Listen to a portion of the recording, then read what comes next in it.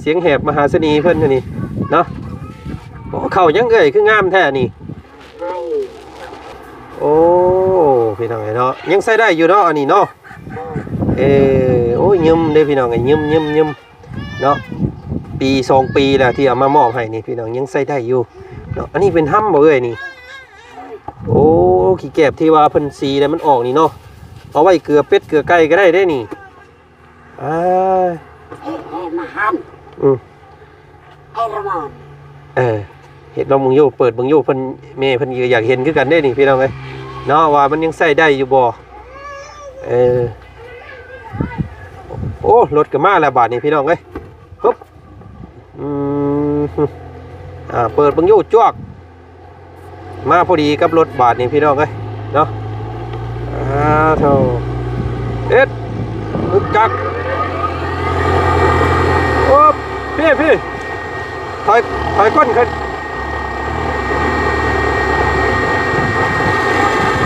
ครับโธ่โอ้ยังได้อยู่เนาะพี่รถกระมาแล้วพี่น้องไงพี่เนาะโธ่ครับ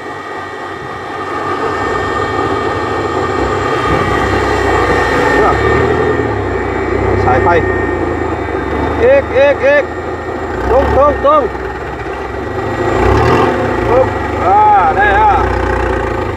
ด้ดีแล้ว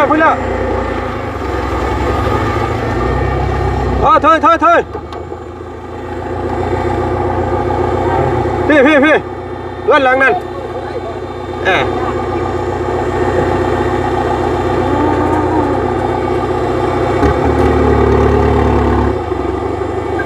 เสียบป้าพ่อสายไฟดึงขึ้นนะแม่พ่อ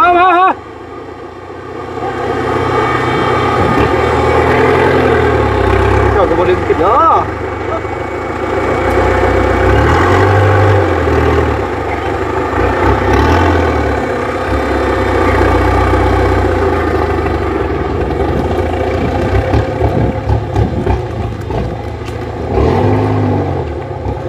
มาไว้นี่แหละมาเลยปุ๊บ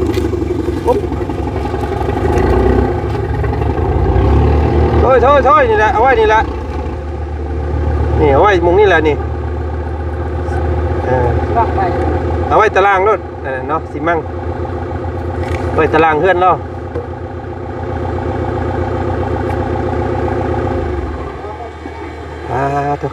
โยอบร้องไดเลยปลึกกักทีมไว้หันแหละสีมั่งดินบล็อกเอาลงไว้นี่รถเนาะแล้วก็บานประตูครบเลยมามือนี่พี่น้องเลยเนาะตัวปูนเขียว10 สอบแล้วก็ดินบล็อก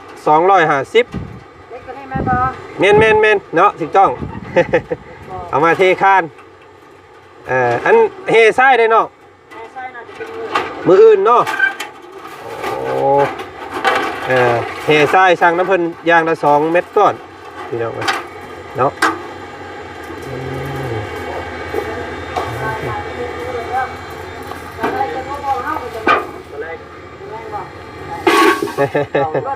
เลยที่ปล่อยประตูอย่างดีเลยพี่น้องเลยเนาะเราไปโชว์โอ้ยบาดเสียวแท้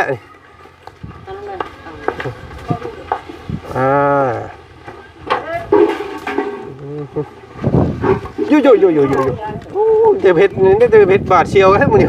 เนาะอันตรายแท้นี่บ่ทีนี้ก็คอยกั้นใจสายไฟอยู่เรากำลังสีเข่าอยู่ฮะแล้วพี่น้องเลย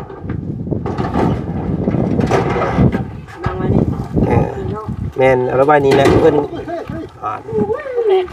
ข่อยว่าอยู่มันแบบเฮ็ดนี่จะเฮ็ดบาดเสียวเลยมือนี่เนาะไปใช้เถอะนี่แหละดินบล็อกอยู่แถวนี้แหละอยากออกกำลังเด้อยู่บนผาเตมี่วะ นี่แหละเพิ่นสิเฮ็ดห้องน้ำอยู่พุ่นห้องน้ำเพิ่นก็มีแต่อันนั้นมันสิซื้อพี่น้อง โอเคได้เรียบร้อย ได้แล้ว ทั้งเรียบร้อย พังเรียบร้อย กางแจ้งไงนะขับผ่านกางแจ้งน้ำยังไม่เตะเท่าไหร่นะ อืม เราเว้นเขาบ่ได้เราได้กับคนเขียน กลางคืนก็ยังหวาดเสียวอยู่เนาะ เขาเลยมีลมพัดตัวได้เนี่ยบุเย็นตุ้ม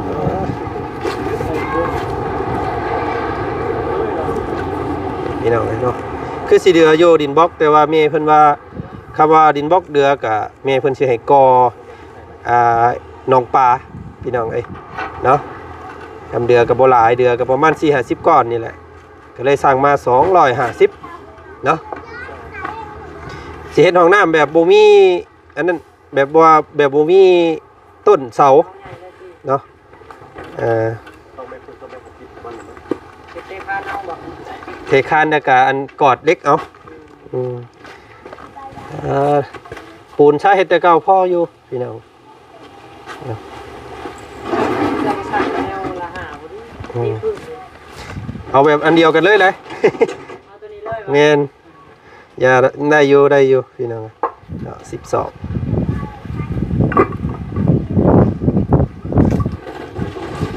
ที่นี่ก็มีแต่สิไปคุยกับสร้างเพิ่นสร้างเฮ็ดห้องน้ำเนาะจักเพิ่นสิเอาเท่าใดเด้บาทนี่พี่น้องเอ้ยอันนี้ก็สั่งอุปกรณ์มาก่อนเนาะอุปกรณ์ก็ยังบ่ครบเลยนี่พี่น้องเอ้ยยังสิมีไม้เป็นลมเนาะไม่เป็นลมแน่แล้วก็สังกะสีโถส้วมมีอย่างนี้แล้ว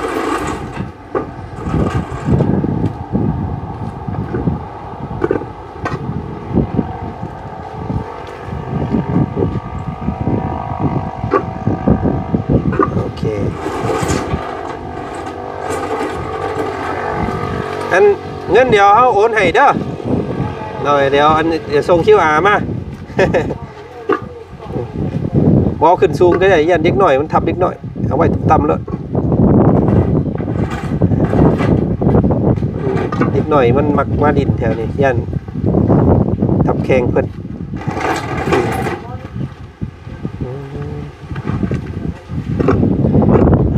เบิ่งก่อนพี่น้องไงขึ้นเบิ่งเทิงเฮือนเพิ่นก่อนเนาะเฮือนงามแล้วเฮือนนี่พี่น้องสีสันงามตาเนาะเถอะพี่ใช่แหละเจ้าของเฮือนไปทางไหนน้องงามอยู่บ่เถอะพี่น้องไงเนาะพี่โอ้เพิ่นใส่ส่งได้มื้อนี้เนาะใส่นั่งลงตะกู้สบายดีอยู่ สบายดีโอ้ยอ้วนพี่นี่นำพี่น้องไงน้องงามเพิ่นก็ได้เนาะโปรจอยบ่พร้อมอีกแล้วบาดนี้เนาะน้องทิ้งเด้เฮ็ดเวียกเลยยังบ่ได้มาอยู่โอ้อยู่กัน2คนพ่อแม่ลูกบาดนี้ ใส่บักหำน้อยเพิ่นอยู่ในบ่อยู่ในนอนอยู่อันนั้นเพิ่นเนาะเฮือนงามเด้อบัดนี้บ่ย่านดอกอยู่2คนก็ได้เนาะกลางคืนมาก็ล็อกประตูไว้เด้อ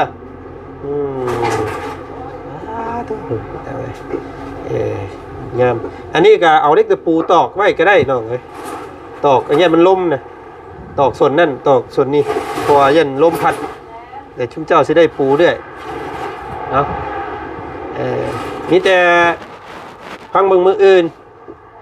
สิพาสร้างเพิ่นมาเบิ่งเด้อสิหาสร้างเฮ็ดเองดอกบ่เอาดอกสร้างอันนี้เพิ่นยันเพิ่นบ่อันนั้นยันเพิ่นเฮ็ดบ่งามเนาะได้เฮ็ดให้แล้วก็อยากให้มันงามเนาะจักสิเท่าใดค่าสร้างก็ได้พี่น้องเอ้ยเพราะว่าเฮาซื้ออุปกรณ์นี่มันอันโถส้วมก็มีแล้วอันนั้นมันก็มีแล้วเนาะมีแต่จ้างสร้างเท่านั้นบัดนี้กับซื้อนี่ก็เบิด5 ล้านกว่าพุ่นเด้อพี่น้องเอ้ยเนาะเฉพาะอันมื้อนี้วงดินบล็อกเนาะเบิด5 ล้าน2แสนแต่ก็ยังบ่ครบยังสังกะสีกับแผ่นลมประมาณแผ่นลมกับประมาณ3แผ่นแล้วก็ไม้นั่นแหละพี่น้องเอ้ยเนาะไม้48ไม้หน้า12ก็ประมาณไม้48ก็ประมาณ6 เซนเนาะ แล้วก็ไม่หนา12ก็ประมาณ3เซนยังอยู่พี่น้องแจ้งทางแม่เพิ่นไปอีกเนาะ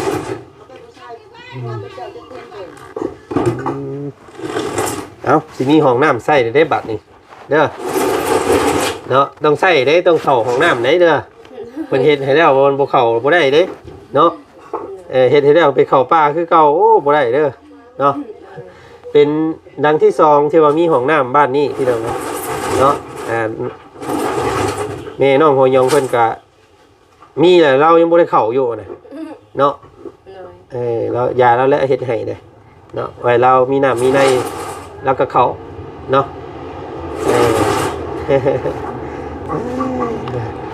เอา1ข้าว1น้ำนะบ่กินข้าวกับหยังมื้อนี้ไปสอนเวลาไปสอนอยู่นำไผลูกเอาไว้ให้น้องเพิ่นเบิ่งน้องสาวหั่นบ่ฝากเบิ่งเพิ่นเด้อเนาะไปหาอยู่หากินก็ได้พี่น้องเอ้ยระมัดระวังเอาเนาะลงเบิ่งน้ำเพิ่นก่อนพี่เดี๋ยวอันนี้ยังมาบ่ครบพี่น้องเอ้ยเนาะยังกันว่าทรายกับเฮกับหินเนาะทรายกับหินระวังเด็กน้อยมาจองเด้อน้องเด้อมันสิตกถือแข้งเพิ่นระวังเด็กน้อยลงมาอันนี้เป็นเล็กเป็นลา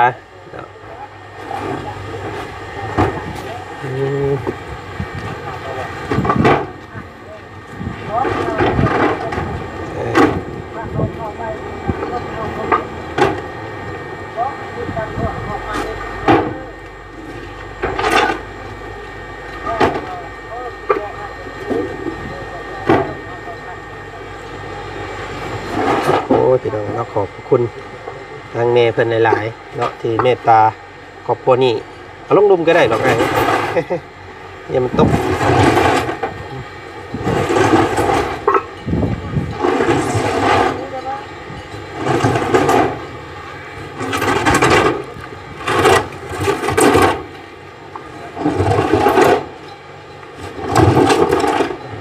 โอ้ดินบล็อกรุ่นนี้แข็งเนาะดินบล็อกรุ่นนี้เนาะหินบล็อกรุ่นนี้แข็งหินแบบหินแบบละเอียดหินนั่นคักดินนี่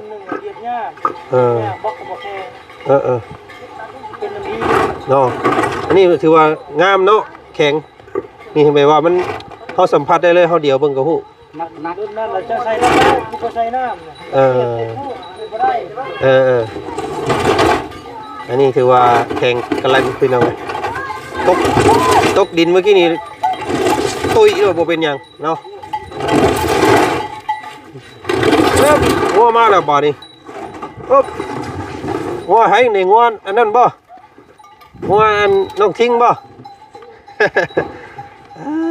เห็นไหม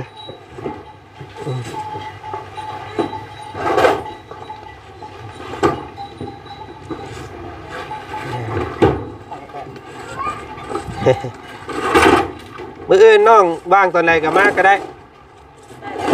เป็นยังได้เน้นแล้วเนาะคนงานเพิ่นก็อยากเลิกเลยเนาะคนงานเมื่อกี้แล้ววันเวลาเห็นลงเห็นแล้วครับพ่อจวดดีๆพี่น้องเล่นหลังเกือบบ่ทันกี่นี่กายลงผู้บ่อะไรสิฮอดอะไรใหญ่เพิ่นบ่จักเนาะต้องบอกว่าบ้านซ้ำหาจักย่านบ่เอิ้นบ่คือกันเนาะบ้านน้อย7หลังคาอยู่นี่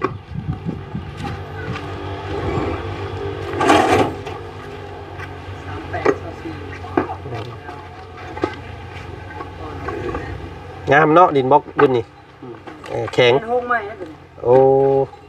พอแล้วนี่พี่น้องเอ้ย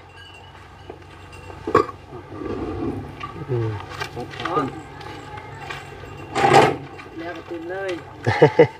โอ้ยขอบใจหลายๆได้แล้วยังสิได้สั่งอันนั้นสิได้มาอีกอยู่หรอกนี่เล็กพี่น้องเล็กไว้กอดอันเสามันไว้เทคานทั้งลุมทำไป24 240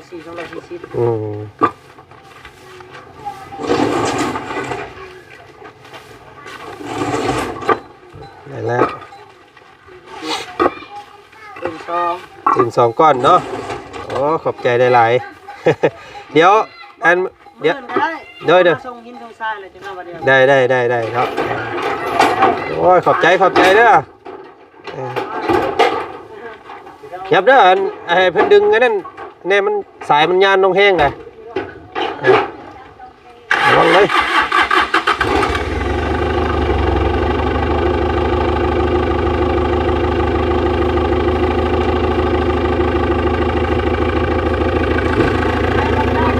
เด้อเอาเรียบร้อยพี่น้องเนาะปวดจัดขนาด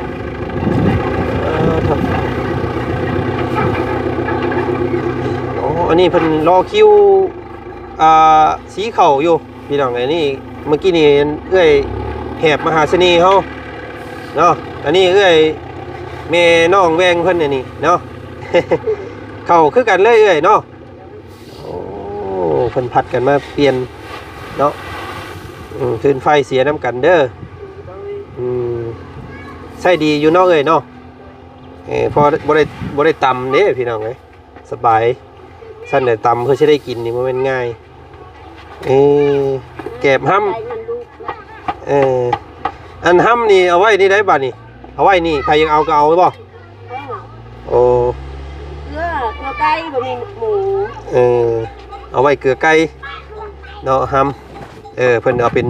อันมุงเงินโฮมไว้ปุ๊บ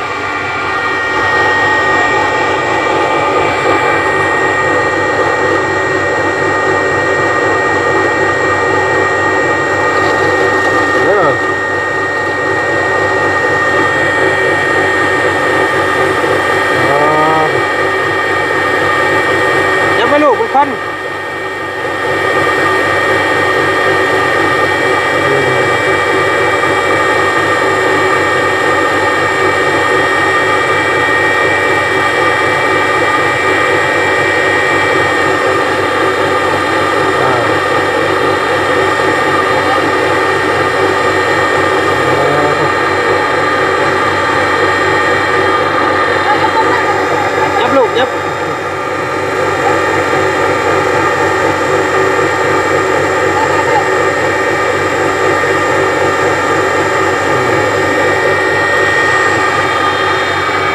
เนาะคักหลายไปเลยเนาะเมย์เพิ่นหายแต่ว่าเพื่อนเพิ่น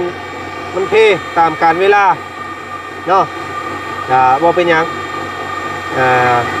นี่จะให้เพิ่นรักษาเอาเนาะดิมื้ออื่นสิให้สร้างเพิ่นมาเบิ่งได้ก็พร้อมคุยราคาพี่น้องเอ้ยเนาะในการเฮ็ดอันห้องน้ำน้องงามนี้เนาะเป็นใดๆกะมารุ่นเบิ่งมื้ออื่นว่าสร้างเพิ่นสิเอิ้นเท่าใดพี่น้องเอ้ยเนาะค่าห้องน้ำนี่แหละห้องน้ำเนาะ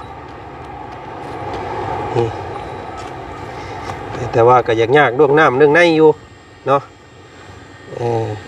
เดี๋ยวสิตอกลักไว้มื้ออื่นก็โอ้สิให้เพิ่นยกตัวนี้ออกพี่น้องเอ้ยยกตัวนี้ออกแหละสิให้เพิ่นเจาะหูเป็นท่อลงใหม่บ่ให้เพิ่นง่อยแบบนี้เนาะง่อยแบบนี้มัน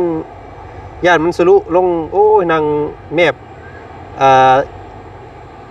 ตัวเองบ่ได้เด้พี่น้องเอ้ยเนาะหรือว่าสิเฮ็ดปิ้นมาพี่บ่ปิ้นหน้าออกทางพี่ก็ได้เนาะเพราะว่าย่านมันเบิดอันพื้นที่สิเฮ็ดยาวมาฮอดพี่ก็ได้นี่เนาะเพราะว่าสิให้มันยับไปพุ่นนี่ยับมันไปพุ่นโพดสิเฮ็ดนี้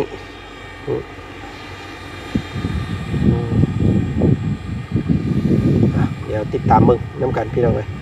เนาะสีเป็นหุบทรงแบบใดตามมึงน้ำกันอีกเนาะ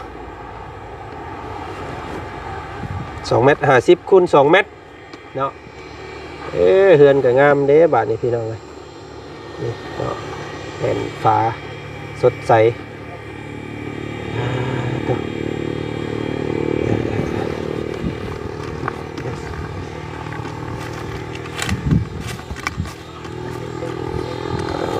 ตัวมาเบิ่งขอกงัวแล้วก่อนทางนี้เนาะโอ้ พักก็งามซ้ำพี่น้องไอ้พักเนาะ เออ นี่ได้ใส่ขี่แบ่ขี่งัวได้นี่เนาะ เออ โอ้พักธรรมศาสตร์งัวจักโตพอ งัวถ้าก็ปีนี้นะงัวเข้างัวเฮาไม่เป็นปัดเมื่อเวลาลูกมาขนาดพอแบ่งกันลูกตัวนี้กับตัวนี้ แบบว่าเลี้ยงเอาลูกมันเนาะ เรียกว่าลูก ปีหนึงเพิ่นให้ตัวหนึงสิบ่ ก่อนหน้านั้นปัดกันนะ โอ้ อันได้ช่องแม่ครับคุณละโต โอ้เลี้ยงให้เพิ่นเอาลูกมันเนาะ อืมโอ้งามได้งัวเราะพี่ตัวใหญ่ๆได้พี่น้องเอ้ยเนาะพอได้เวียนน่ะพุ่นเพื่อให้มันปลูกผักปลูกหญ้าอีกเนาะโอ้เอาพี่น้องเอ้ย เดี๋ยวมื้ออื่นสิให้สร้างเพิ่นมาเบิ่งเนาะมาเฮ็ดห้องน้ำเข้าน้ำกันเด้อพ่อเข้าห้องน้ำห้องในนี่ของเจ้าอันนี้เนาะโอ้ ได้แต่แบบนี้พี่น้องเอ้ยบ่มีหยังขังเนาะโอ้ยต้นอันนี้เอาไว้ให้หยังพ่อนี่ นี่แหละ ก็ได้ไว้นะปลูกมาอันนี้นะปลูก โอ้หมากอันนี้ลามขึ้นหมากอันมังกรนี่โอ้ ตัดแล้วตัดไม่ได้ อย่าบอกมันหกหมู่เห็นเพื่อนพี่น้องเลยเนาะนี่ของอันน่ะพอน้องทิ้งเพิ่นได้แต่คุ้มนี่เนาะ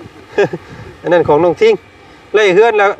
ละคุ้มพี่น้องแต่ว่าบ่แล้วเนาะเอาเนาะโอเคนี่แต่ว่ามื้อนี้เอานี่มาไว้เนาะรักษาไว้ระวังมันตกมันแตกเด้อบอกเด็กน้อยเด้อบ่ให้เพิ่นมาดินแล้วก็ปูนปีนแล้วก็บ่ให้เด็กน้อยมาใกล้เด้อย่านนั้นว่ามันทับเพิ่นเนาะ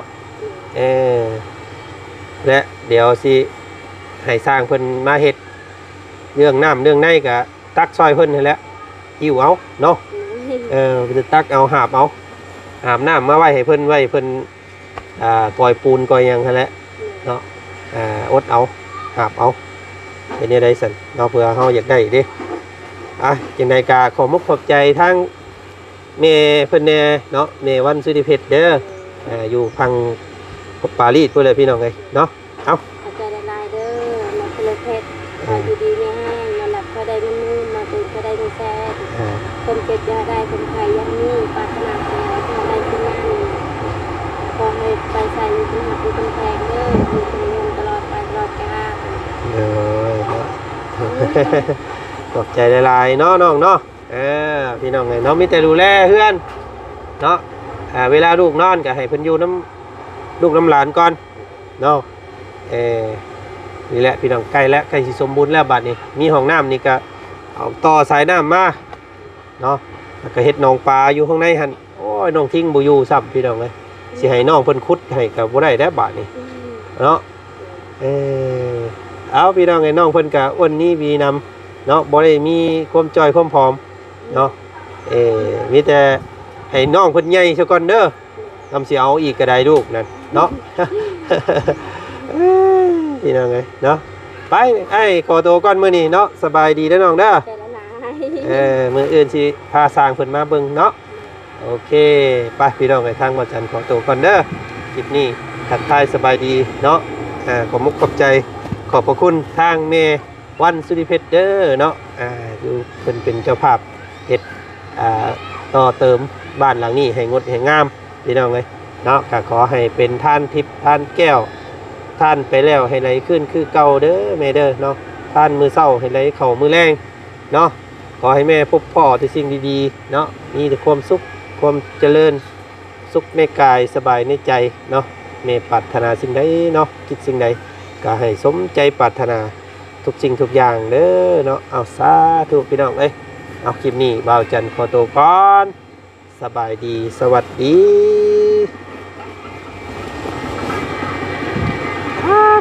พี่น้องเอ้ยขับโจดจอดอยู่ทางนี้เด้อ